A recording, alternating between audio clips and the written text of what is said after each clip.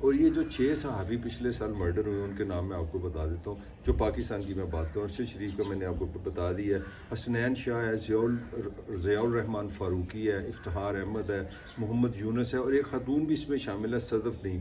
یہ جو عمران خان صاحب اپنا لانگ مارچ کر رہے تھے، ان کے کنٹینر کے نیچے آگے ان کی جان چلی گئی تھی۔ ان کو میں مرڈر نہیں کہوں گا، تو اس طرح یہ بھی اس دنیا سے چلی گئی۔ تو اور کمال یہ ہے کہ پاکستان میں جتنے مقدمات ہوتے ہیں صحافیوں پہ، اکثر جو میں نے آپ کو بتایا بغاوت میں ہوتے ہیں، یا جب صحافی مرڈر ہوتا ہے، یہ سب سے تکلیف دہ بات ہے۔ آپ سن کے حیران گے، 96% کیسز کا فیصلہ ہی نہیں ہوا، ملزموں کو سزا ہی نہیں ملی۔ صرف 4% جنہوں نے صحافیوں کو مرڈر کیا ان میں سزائیں ہوئی ہیں، صرف 4%، یعنی کہ 96% جو ملزم ہیں، جو کیسز ہوئے، ان کو سزا ہی نہیں ملی۔